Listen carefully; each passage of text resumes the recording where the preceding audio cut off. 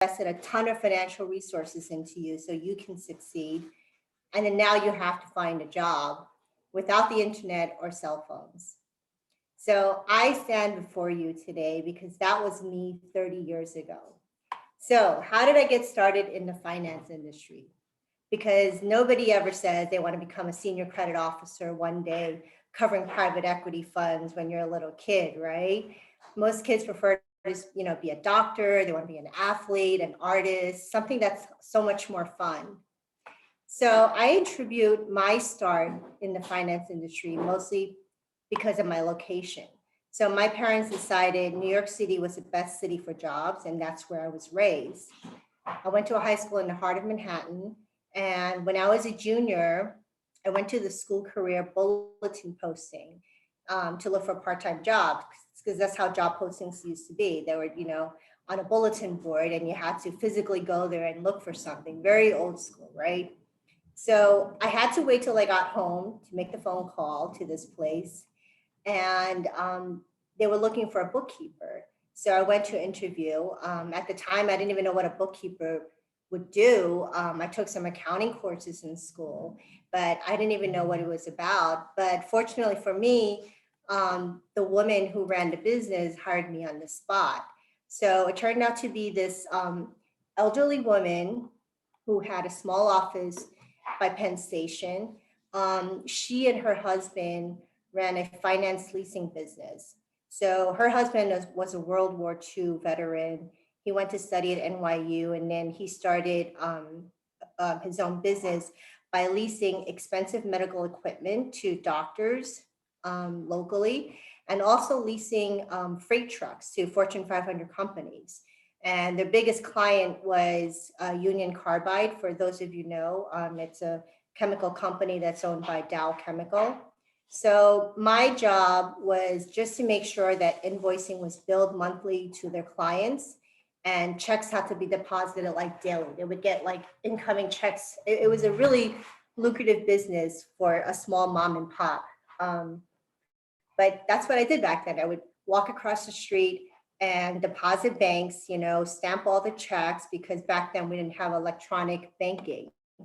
So it was a very easy job. And, this woman became a really strong mentor to me. And I stayed working with her for a few years until I was in college and looking, to kind of branch myself out. And I found this other bookkeeping job at a financial firm, which is called Tullet in Tokyo. That was down by Wall Street. So now I felt like I was ready to, branch out and work at a full-fledged financial firm on Wall Street. And, I did that for a few years and was, in their accounting department and just kind of helping out with bookkeeping after school. So when I was getting close to finishing my bachelor's degree in finance, the panic started to set in, because I felt at the time that I had worked so hard to reach this plateau, and I didn't know which direction to go from there, right? So what did I do? I did what everybody else did, which was I went through the Sunday Times every Sunday and just go through the classified section with a fine-tooth comb, because that's what we did back then, right? And all of these jobs that were posted, I didn't qualify for because I just didn't have experience. But I didn't give up. I kept looking every day, every week, and I called a ton of job postings. And after a couple of months, I found this one tiny ad. It was like the size of my finger. This is how I recall it. It was really small. And I faxed in my resume, because back then that's what you did. You faxed in your resume. And then I got a call back from them to go interview. And this was a credit analyst position at Wertheim Schroeder, which is a mid-sized investment boutique. They were eventually bought out by Schroders PLC, and then finally they were bought out by Citigroup. But what was interesting about this job is that it required analytical skills that wasn't related to any of the finance, accounting, economics classes I took. It was just a different business that I was learning, and it was really exciting for me to, get into that. That's not to say you shouldn't study hard, because everybody should. If you're in the finance industry, you should try and master the foundation of finance. But here was this job that was taking me in a different direction in finance. So at the time, my responsibility was to set trading lines with financial institutions like broker dealers and commercial banks, because what I learned was that these institutions actually borrow and lend to each other. Excuse me. So after a couple of years in this position, I felt like I didn't know enough about the finance market. So I enrolled at Pace University Night School to start my MBA, and I decided to major in financial economics. And the whole reason was trying to tie what I did to the market, just to make that connection. During the midst of all of this, I did receive a cold call from a headhunter. At the time, we still didn't have internet yet, so everything was, done very manually. And so, what happened was I got a call from this headhunter, and he urged me to go interview at another bank, and they offered me a big bump in salary. So, as an ambitious young kid, I said, okay, what do I have to lose? So then I went to start underwriting loans to Fortune 500 companies at Sumitomo Bank.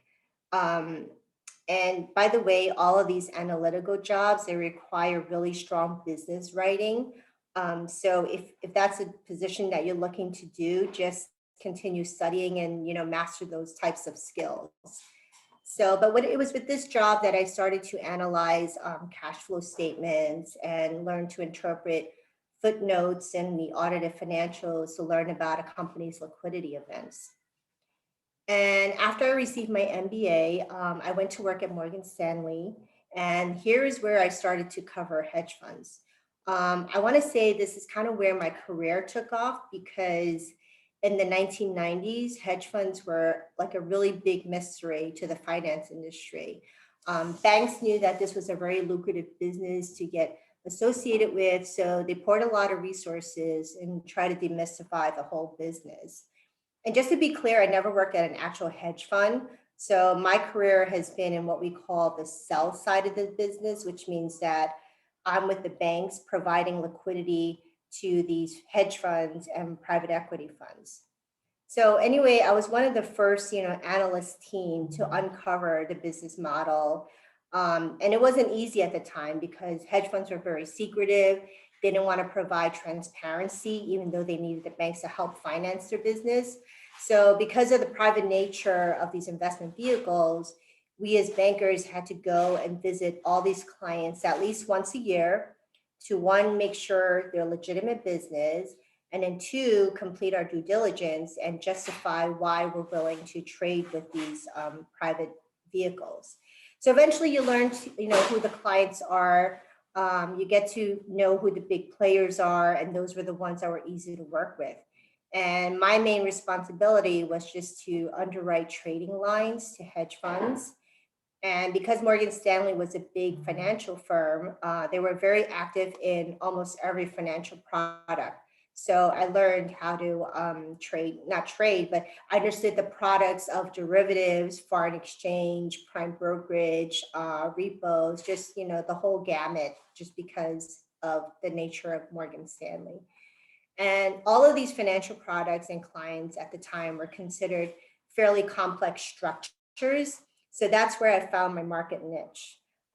So what are hedge funds? A lot of people want to know because it is a little bit mysterious. They're simply private investment vehicles for private investors who are super wealthy. It's just as simple as that. They do have a distinct formation. That means that their typical structures are restrictive redemption policies for investors, and that could be anywhere from 3 months to 3 years. And there's usually a minimum investment requirement, like 1 to 10 million or even higher. And then of course, for the management company, in order for it to be meaningful for them, they usually charge pretty high fees, and it's usually 2% annual fixed fee and another 20% performance fee. So what distinguishes hedge funds from each other is their investment strategies. There's so many strategies out there. They could be focused on investing just in the equity market or just in the bond market or combination of these. Other popular strategies are driven by market events or global macro plays. There's just so many private vehicles out there. And in the early days, these were considered very attractive investment vehicles for the super wealthy, just because there was very little regulatory oversight. So the managers, would charge high fees, and they would use a lot of leverage, as much as the banks could let them. So I guess that's why they call themselves hedge funds, because they're supposed to take large speculative positions and then hedge themselves and profit, in a positive way. So in the 1990s, it was very hard for banks to control how much leverage they wanted to give to hedge funds. So we always said we worry about the biggest hedge fund managers, but we also have to look on the other side, which are the smaller managers, because that typically means they have fewer assets under management, which means that their investor base is smaller, and one big bad bet could wipe them out very quickly. So we just have to be careful on, the two extremes. If you guys studied the 2008 financial crisis, you'll recall that, it all started with a meltdown in the subprime and mortgage sectors, and that caused a huge domino effect on the banking industry. So this resulted in liquidity drying up because banks had to pull back, and without them providing financing to hedge funds had to face all these margin payments. They had to cough up margin payments, because if they took leverage positions that were turning negative, they were in debt. And so many of these smaller players ended up not surviving. So it was just a bit of a mess in 2008. There were a lot of lawsuits going on. There were workout situations, and some of these larger players were just too big and needed some workout situations. And this is also, if you recall, when Bear Stearns and Lehman ended up collapsing. So if you guys read up about hedge funds, there's also been some really big falls in the past 20 years. You may have heard of names like Long-Term Capital, Tiger Management, Atticus, SAC. There's a lot I can list off, but a lot of these hedge funds tend to fail because they were really big and they made some really wrong speculations. The other thing to be concerned about is just some of them were fraudulent, and they engaged in insider trading, right? So some of these best lessons learned, it was that in the finance industry, it's just too big to allow these hedge funds to operate privately. And so in 2010, if you heard of the Dodd-Frank Reform Act, they invoked that to have better regulations over these hedge funds. And now a lot of them require registration, and there's just, a little bit better oversight in them. So after the 2008 financial crisis, many of the hedge funds transitioned into private equity funds because PE fund structures was a little safer.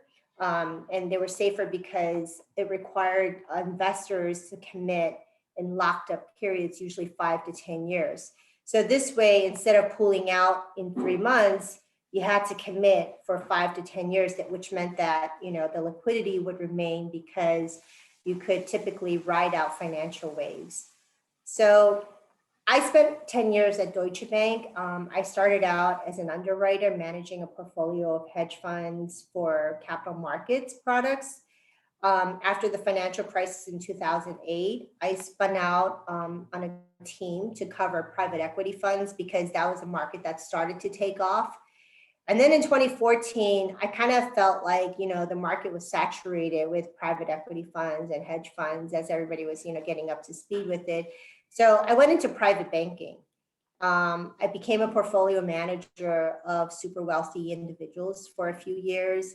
That meant that we underwrote loans with different collateral. So instead of hedge funds and private equity funds, I would write loans, collateralized with aircraft, fine art, sports team, commercial real estate.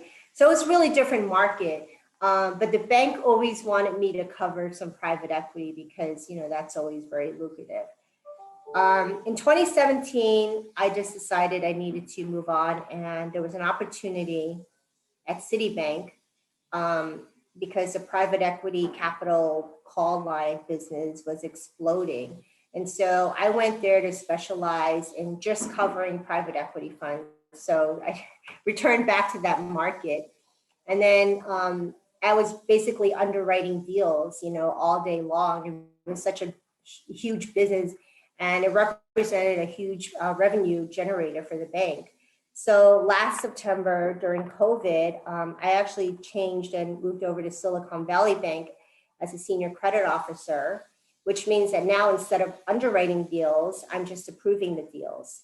So similar to Citibank, because this is such a huge business contributor, this has just been a really explosive business, and I'm really fortunate to be part of this. So I guess it's just a very long journey to get to where I am today. Private equity and hedge funds has always been part of a big focus in my career. And I finally feel like I'm coming back full circle to a credit role and managing private equity funds. So what would I tell a college student today studying finance? I would say that there are many roles within the finance industry. You don't have to go down the path of being a portfolio manager. There's operational roles, there's strategic roles, there's compliance positions that you could consider. There's actually a lot of positions. And, one of the things that I found that was most useful was just always being courteous and professional, because a bank is really large and you're connected in a very deep web of people. So you can't make, a $1 billion deal go on by yourself, right? You have many touch points.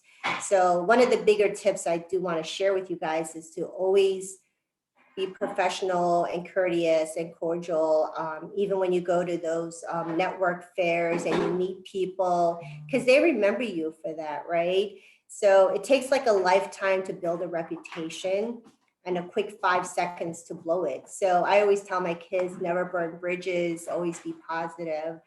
But I do also want to share with you, some of the tidbits about the finance industry. It is true that they do work very long hours, so if you don't want to be working long hours, it might not necessarily be the right fit for you.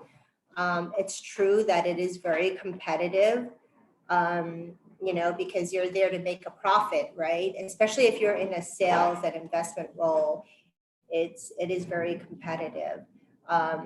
And then, it's not always as glamorous as I think some of the movies make the job out to be. There could be the occasional perk like, traveling and entertainment, but it does eventually take a toll on your personal life, because traveling to California might sound exciting, but that usually means getting up at 6 o'clock in the morning to catch a flight, and then squeezing in 3 to 4 clients a day for 3 days straight, and then maybe catching a red eye home. So it's just things like that you might want to consider.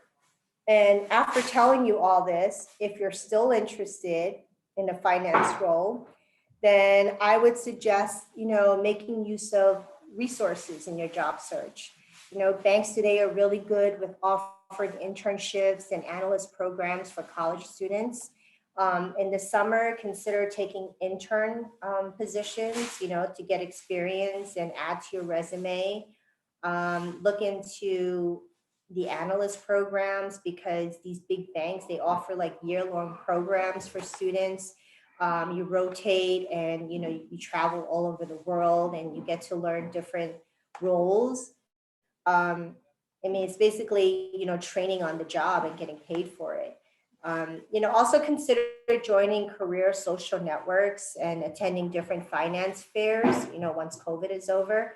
Now that we have the internet, finding a job is so much easier, right? Because banks post jobs on their websites, they're, using LinkedIn and different social media platforms. So, I wish when I was looking for a job, there was an internet, and it would have made my life so much easier. So I feel like you guys have, the world at your fingertips today. So, feel free to make use of all of that. So I guess with that, I'm just going to pause because I've been talking for a very long time, and I'll just open it up to questions and answers. I could ask a question. First, thank you, Susan, for being here with us today. Your insights are very helpful. So I guess the question I have to you is kind of about like your job satisfaction, and like if you could just talk about some of the best parts of your jobs and some of, I know you talked about the long hours, but some of the not so glamorous parts of your jobs, if you could just touch on those. Yeah, so I would say, what do I like about being in the job? I guess I like it because it's relatively easy. And when I say easy, I'm the type of person that could sit comfortably in front of a computer and just type all day and underwrite. I realize it's not for everybody, but for me, that's considered relatively easy. It pays the bills. That's an important factor. And then I guess, maybe some of the bigger challenges are just long hours, working with different personalities. But, as long as you maintain, your self-core principles, it's something that you can overcome. Absolutely. Thank you so much. I have a question. Or Mark, you go. I was going to say, what are some of the strengths that you think students should have if they want to work in the finance field? Definitely perseverance. I feel like the finance industry is more of a go-getter industry. They're looking for people who are, super smart. They're looking for innovation. And it also depends on which role you want. But you just have to want to do it. And, it does require big commitment and dedication because, like I said, you do work long hours because you're serving multiple clients, they could be global, and there's always somebody who wants something. So I would say, just hard work, dedication, diligence.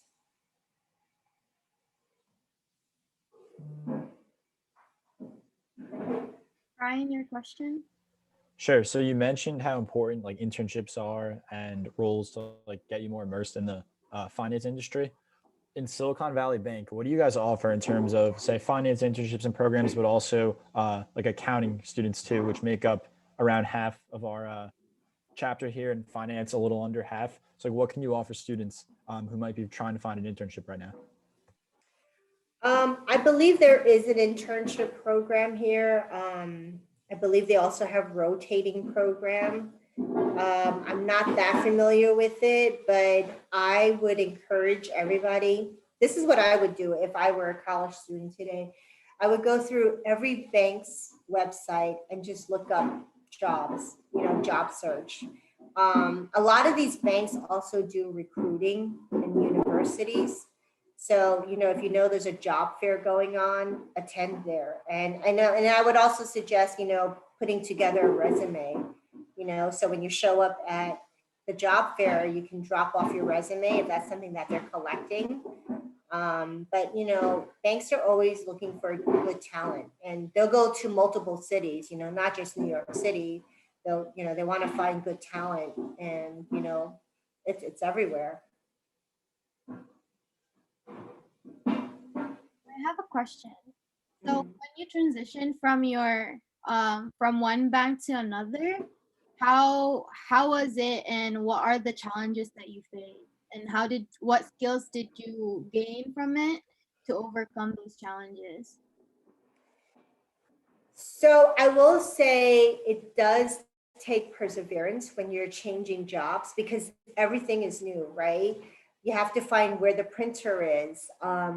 You have to know the IT help desk to call. Even finding the restroom is new. It's all that, and learning to work with different people and different personalities, that's all new, and reporting lines and learning policy, what's acceptable and what's not. So, it requires you to be really on your toes and, having a certain personality that's, ready to accept it and, ready to embrace whatever you encounter and try to, be as positive as possible. How did your education from Pace University, which is a big university in New York, especially in the business industry, how did that prepare you to become who you are now on work wise? So I studied financial economics, and I think it really helped me, tie that in, because I had the finance background, I had the accounting background, but I needed to understand how the whole financial market worked. So I think, that three combination helps a lot. And I was able to use that as a foundation. But I feel that most of what I learned was on the job. Like, I don't think they have credit risk management as a course. And I don't think, there's a course that teaches about private equity funds or hedge funds, right? So I kind of fell into it. I was fortunate enough to fall into it. And even, what I'm doing today, when I talk about there's this explosive business in cap call lines, that's not something you learn in school. Nobody teaches that. So it's just on the job training and really extending myself on the job to learn more, to do more, and to always offer more. I think that's how you get the most out of every position. Part of it also, I don't know if they have that at your university, but in my business classes, and actually in every class in master's program, they had us come up and make presentations, right? So it forced you to go up and speak in class. And that's really an important skill, because what I find is that, the leaders in the industry aren't necessarily technical, but they have, excellent presentation skills. And I think that's very important when you're in a room with clients. You have to be able to speak, or, if you're presented in front of, the C-suite level people, you want to be able to present your ideas concisely. And, that's how you accelerate yourself in your career. So, public speaking is something that's really, really valuable.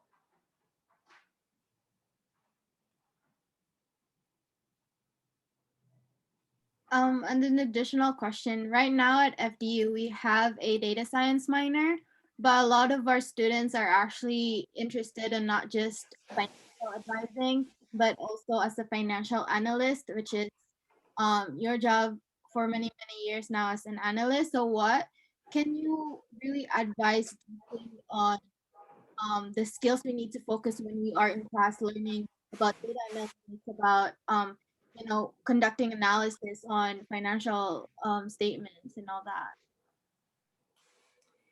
that? Definitely, learn how to read financials. And, sometimes what we do is not just plugging in numbers in a spreadsheet, right? It's, when all the numbers are presented and you're able to take a step back and make an interpretation of that. Was it a successful year for this company? Maybe, and different businesses look at it differently too, right? Like in the tech business, maybe they didn't have a profitable year, but their business isn't necessarily based on, revenues. It could be based on other things. So you kind of have to just step back and be able to interpret the numbers and just understand how cash flow statements work. And really that's where the core of analytical skills comes in, just to be able to interpret the whole picture.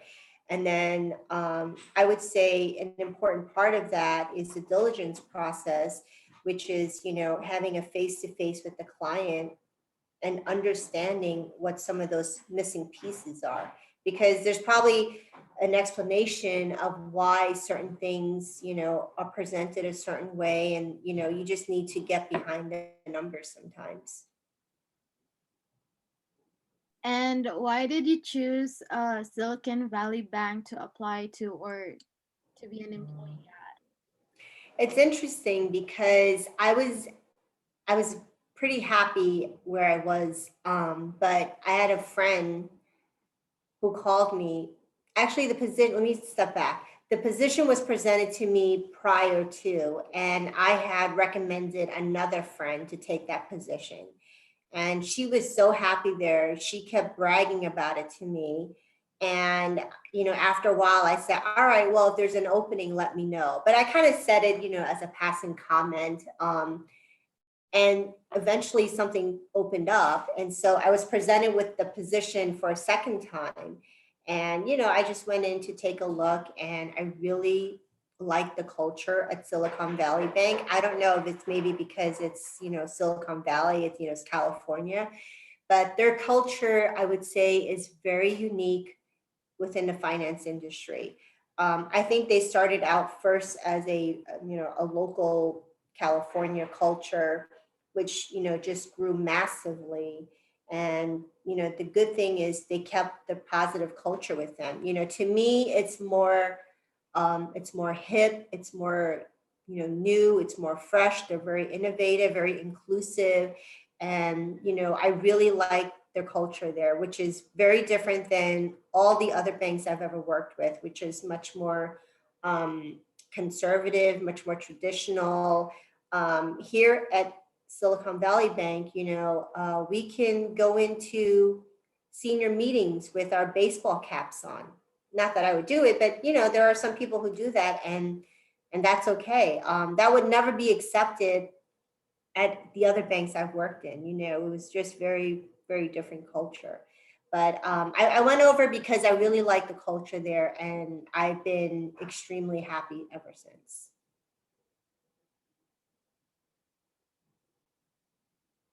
So, based from what Emma asked earlier, may you rate your job satisfaction, the work-life balance that you're having in Silicon Valley compared to your previous banks, and also, like, was the compensation also important aspect to working for such bank?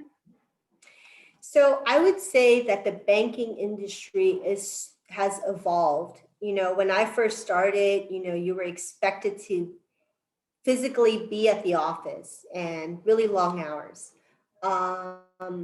Maybe about 10 years ago, they started opening up, allowing people to work from home every so often. And then in the last 5 years, I would say, like once a week working from home. And I'm a working parent, right? Because I have kids. I love that, working from home once a week. One of the main attractions to Silicon Valley Bank was they allowed remote work, permanently. So I actually cover a certain region. I cover Canada, all of Central, South, Mid-Atlantic. I'm located in New Jersey. I don't need to be in those offices physically to do my job. Now we have internet and we have Zoom. So it enables, the interaction daily without actually physically being in the office. So I would say I still work pretty long hours, but I do work from the comfort of my home. And this is even before COVID started. The plan was always for me to work from home. But now with COVID, everybody works from home anyway. And, what I find is that, we're just as effective as we are in person. The only thing I do miss is, working with people and the interaction and going into the city, because I do love New York City. So, we do miss that part of it. But if we talk about just doing the job itself, you can do it effectively from a distance. So my biggest attraction was the ability to work from home. So for me, work-life balance, it is hours, but I can see where my kids are going now. So for me, that's a big plus. I would say Silicon Valley Bank is the entire package, from A to Z. And I'm talking about life-work balance, the culture, compensation is always a big part of negotiation, because, we are in the finance industry, and at the end of the day, you want to be compensated for your time and your expertise. So, when you do come into the business, don't be shy about negotiating for yourself, because nobody else would do it. So you have to do it for yourself. Hopefully that answered your question. Yes, thank you so much. And I would like to ask all the members, if you have any questions, go ask away.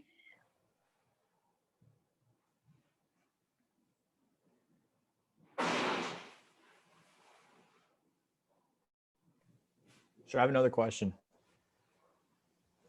So I was looking through your LinkedIn and some of the areas that you've worked in terms of credit and capital markets and say derivatives. Every day, are you working with those, or it depends on the different roles you've had within your career so far? Like, are you using most of these skills every day, or in most of your roles are you using maybe 3 or 4 of them throughout your workday? As it relates to financial products, you mean? Yes, such as risk management, equity derivatives, and some of your. Oh, okay. So when I was working in capital markets, which was, prior to private banking, it was derivatives every day, because that's what hedge funds engaged in. And, we were in the practice of establishing credit lines for trading derivatives and foreign exchange. And because because derivatives were so complex, every transaction, believe it or not, required approval. So, we saw those daily, on the hour. So, do I use those skills anymore? No, because we're covering capital call lines now, which are basically structured loans to private equity funds. So, we'll structure a loan for them. They'll draw on the loan, and then they'll make investments. So the only type of thing close to derivatives I see today would be interest rate swaps, if they're looking to hedge out their credit risk. Like if they have interest rate risks, especially in the commercial real estate industry, or foreign exchange. So one of the big expertise that I draw from that is, having the ability to negotiate a certain document. It's called an ISDA for derivatives and FX, which, nobody in Silicon Valley Bank is really familiar with, because they just haven't done a lot of that business before. But to answer your question, I don't need to look at derivatives anymore, but it's still in my back pocket. It's kind of like riding a bicycle. If I had to do it, I could do it again. Okay, and going along with that question, can you just break down a typical workday more in your new role at Silicon Valley Bank? Just Sorry, say that one more time. Can you take us through a typical workday so far at Silicon Valley Bank? Just more along those lines of what you just mentioned. Okay. So my primary focus right now is to approve deals. So instead of underwriting now, I have a team that underwrites. So all day long, they're, underwriting these deals, and once they're finished, they'll submit it and send it to me for approval. So my job is to go through the entire package, make sure, it looks good, it's structured correctly. We're thinking about, credit enhancements, all the figures look good, and then I could sign off on it. And like I said, this is an explosive business for the bank. So there's a lot of these deals that are sitting in my inbox as we speak. They just come through, and, my job really is to go through all of that. So what do? I speak with some of the relationship managers who come to me when there's an exceptional deal, because we need to talk about it and make sure we're comfortable structuring these deals. So I'll have, weekly meetings with them. There's always something in the background, like a portfolio review that we're putting together on a quarterly basis. So we'll sit together with the management team and put together parameters we want to see. We'll structure out how the portfolio review is going to look like. So I have two coming up, Thursday and Friday. There's other projects we're working on, always trying to improve the process. And so I'm working on 3 initiatives right now, just to try and improve our operations and our systems. So there's that. And, a typical day, I would say, because I cover the central area, they're 2 hours behind me. So I still, get, log in around 7 or 8 o'clock in the morning, start looking at some of these memos that I need to approve. And, in between that, I'll make sure my kids are ready for school. They're all doing virtual right now.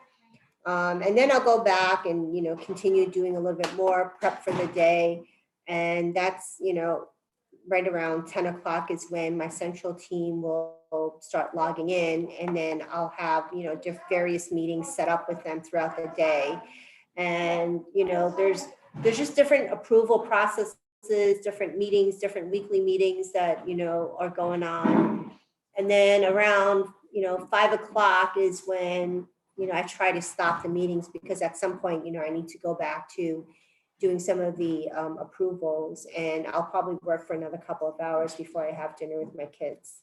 So that's kind of how it looks now during COVID. And, I've been here since COVID time. So that's kind of how it looks.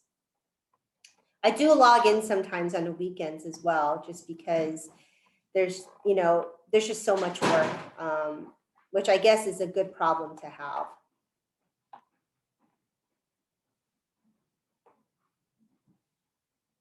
What are your thoughts about that, like logging in during the weekends? Because even during my internships, I do tend to log in during the weekend and do some work, even though I can do it during the weekday. What are your thoughts about that, and what can you recommend for us to do in the future?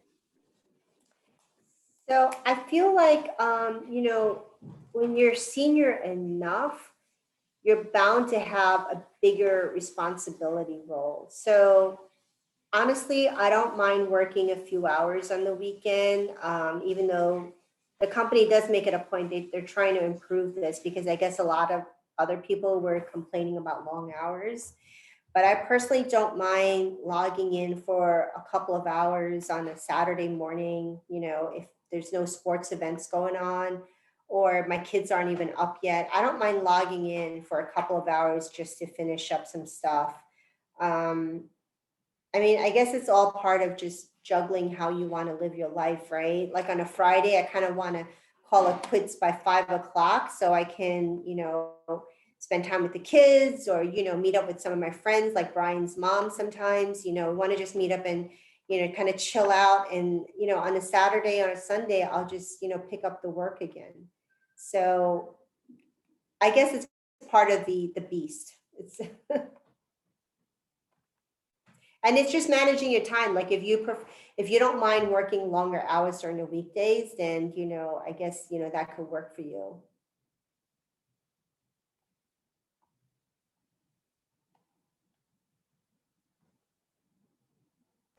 Any more questions? We have 10 minutes left, more or less 10 minutes. If you have any questions, ask away. This is very interesting because having you today in BAP is really an eye-opener for us who are looking for an analyst position in the future, because it is very, very competitive. Even up to right now, they need, minimum of 2 years of experience, or you have to really be an intern from the very beginning before you can really be, be an analyst in that bank or in that company. So for you to, tell us what it's like to be an analyst in Silicon Valley Bank, it is really helpful for us to see the bigger picture. Yeah, no, that's good. You're right, though. It is very competitive. But I also feel like, maybe people think they want to be an analyst, but maybe that's not what they're really meant to be. I found out that a lot of people are more of a people's person, and they would do really well in, like some sort of a sales or relationship type role. So it doesn't always have to be, in an analyst, position. You can consider, different areas, even in operations, if you're really good at, organizing things or, being very structured, that could be a really important role as well. And then there's also compliance, if you have an interest in law or, regulation or, anything of that nature, compliance is huge in the finance industry. There's just so many roles. It doesn't necessarily have to be, an analytical one. But it's interesting. And, I hope, that was helpful, feel free to, like I said, go through every bank's website and see what openings there are. Thank you so much. Oh, you're welcome.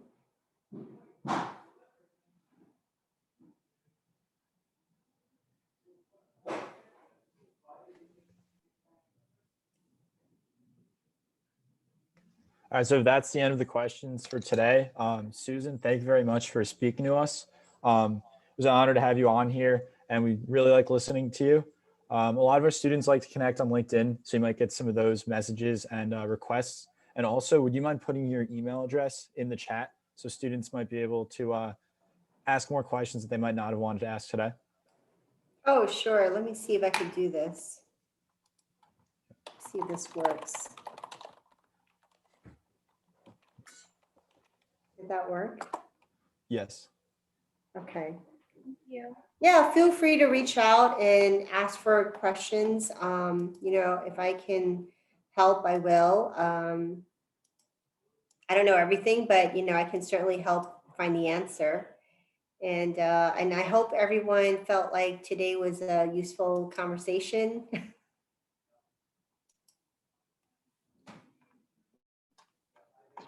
For me, Thanks for having me again, guys. It was great meeting you all, and I wish you all the best of luck. Thank you. Thank you very much. thank You're you. welcome. Thank you. Thank All you. right. Thank you. Thank you Thank for you. coming.